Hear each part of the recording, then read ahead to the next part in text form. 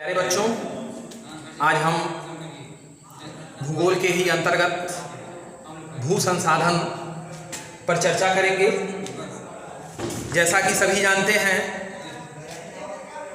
हम भूमि पर ही रहते हैं, इसी पर सभी क्रियाएं संपादित होती हैं और संपादित होने के साथ साथ अनेक तरह के रूपों में हम प्रयोग भी करते हैं। जैसे कृषि के लिए, वन के लिए, खनिज के लिए, सभी तरह के उपयोग हम इसी भूमि पर करते हैं। अब भारत में भूमि विभिन्न प्रकार की भू आकृतियों में हैं। कौन कौन से हैं देखेंगे। पठारी क्षेत्र जो 27% अंकित किया गया है, यह आंकड़ा आपके हाई स्कूल के बुक से लिया गया है। इस पठारी क्षेत्रों में अनेक तरह के बहुमूल्य खनिज पदार्थ जो केवल भारत ही नहीं बल्कि पृथ्वी के सभी भूभागों पर हैं पठारी क्षेत्रों में। और वास्तव में जो पठारी क्षेत्र हैं, कहा जाए कि आज बहुत ही धनी है।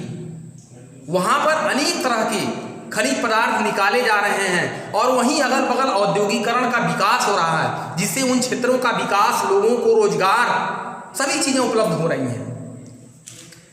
फिर पर्वतीय क्षेत्र सभी जानते हैं जो 30% है। अगर पर्वत ना रहे तो शायद ये पृथ्वी हरी भरी ही नहीं रह सकती।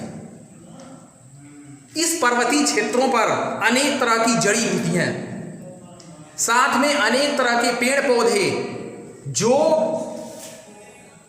सदाबहार से लेकर संकुल वन तक, कोणधारी वन तक का क्षेत्र पाया जाता है। अगला जो आता है हमारा मैदानी क्षेत्र, जो वास्तव में मानव जीवन के लिए बहुत ही महत्वपूर्ण है। ऐसा नहीं कह सकते कि ये महत्वपूर्ण है, ये नगण्य है, ये नगण्य है, नहीं। तीनों का आपस में एक संबंध है, तभी ये चल रहा है। जो मैदानी क्षेत्र है, इन मैदानी क्षेत्रों में मानव अपने लिए आवास बनाता है, अपने लिए सड़कें बनाता है, रेलवे ट्रैक बनाए जाते हैं, हवाई पट्टी बनाई जाती है, सैनिकों के रहने के लिए अनेक तरह की सभी उपयोगी चीजें इन्हीं मैदानी क्षेत्रों पर किया जाता है। वैसे सड़कें तो बनाई जाती हैं पठारी क्षेत्रों, पर्वतीय क्षेत्रों में, लेकिन बनाना वहां बहुत ही कठिन है, बहुत अधिक पैसे के खर्च होते हैं। लेकिन इन क्षेत्रों पे आसानी से, सुलभता से बनाया जा सकता है। और मनुष्य जिससे अपना, कहा जाए कि शुद्ध भाषा में, भोजन, अनाज जो उगाता है वो इन्हीं मैदानी क्षेत्रों पर ही उगाता है। और पूरे विश्व की बात की जाए तो जहां पर मैदानी क्षेत्र हैं तो उन सभी क्षेत्रों में अनाज उगाया जाता है, खाद्यान्न उगाया जाता है, वो व्यापारिक हो या भोजन खाद्यान्न से संबंधित हो। अब दूसरे टॉपिक में हम देखेंगे भू उपयोग। वास्तव में हम भूमि का उपयोग किन किन क्षेत्रों में कर सकते हैं, वहां भी वही चीज दर्शाया गया था, लेकिन यहां उसको विस्तृत कर दिया गया है। हम किन किन क्षेत्रों में प्रयोग कर सकते हैं। पहले टॉपिक में रखा गया है वन। आप सभी जानते हैं कि वन एक तरह के नहीं होते हैं, बल्कि संपूर्ण पृथ्वी पर, संपूर्ण विश्व में देखा जाए तो वन लगभग 5 से 6 तरह के पाए जाते हैं। वैसे जल्दी में आप एक टॉपिक देख भी सकते हैं, मरुस्थलीय वन, वो भी आते हैं, इसमें झाड़ी, कांटेदार, मानसूनी वन, फिर भूमध्यसागरीय वन, भूमध्यरेखीय वन, इसके अतिरिक्त पर्वतीय वन, उसमें भी 2-3 तरह के आ जाते हैं, कोणधारी वन, टैगातुल्य वन, ये सभी अंकित किए जाते हैं। फिर दूसरे टॉपिक में देखा जाए तो कृषि के अनुपलब्ध भूमि, कृषि के अनुपलब्ध भूमि, यानी हम कृषि तो करते हैं, उसके अलावा और भी भूमियां हैं। वो कौन कौन सी हैं? कौन में रखा गया है बंजर तथा कृषि अयोग्य भूमि। ऐसी भूमि जो बंजर है, अर्थात हम कृषि कार्य नहीं करते हैं। फिर दूसरे टॉपिक में रखा गया गैर कृषि, जैसे वहां बताया गया था कि मानव मैदान, जो मैदानी भाग है वहां क्या क्या करता है, यहां भी वही चीज रखा गया। सड़क, इमारतें, इसके अतिरिक्त और भी चीज़ें हैं।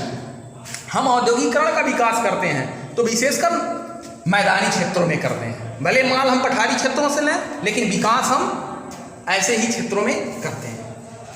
फिर तीसरे टॉपिक में हम आएंगे तो इसमें परती भूमि के अतिरिक्त अन्य कृषि अयोग्य भूमि क्या क्या है। परती तो हैं, लेकिन उसके अतिरिक्त और भी अन्य हैं। अस्थाई चारागाह, ऐसा नहीं है कि भारत या विश्व या भारत सभी देशों में कृषि के साथ साथ पशुपालन किया जाता है और पशुओं के लिए अतिरिक्त चारागाह की आवश्यकता है। फिर इसमें दिया गया है विविध वृक्ष उपवन, यानी कि ऐसे भी क्षेत्र हैं आप कृषि कार्य कर रहे हैं, घर बनाए हैं, इमारत बनाए हैं, सड़कें बनी हैं, लेकिन उसके अगल बगल बहुत से उद्यान लगाए जाते हैं। ऐसे विविध प्रकार के वृक्ष लगाए दिए जाते हैं जिससे वह ध्वनि को अवशोषित करता है, जिससे सड़कों पे ध्वनि प्रदूषण भी होता है। वृक्षों का लगाने का मेन उद्देश्य ये हरा भरा रहेगा, लेकिन वो साथ साथ ध्वनि प्रदूषण को भी अवशोषित करेगा। तो इस उद्देश्य से फिर गौ आता है जहां पर 5 वर्षों से कृषि न की गई है। ऐसी बहुत सी समस्याएं हो जाती हैं जहां पर कृषि की जाती है लेकिन छोड़ दी जाती है। ऐसे में होता क्या है, वो क्षेत्र ऊसर हो जाता है, बंजर हो जाता है, यानी कि कृषि नहीं हो सकती, वहां पे अनाज नहीं उगाया जा सकता। ऐसे भी क्षेत्र हैं। फिर चौथा आता है परती भूमि, जो वास्तव में परती है, वहां पर कुछ नहीं किया जाता है, वो उसी तरह से पड़ा हुआ है, चारागाह भी नहीं है।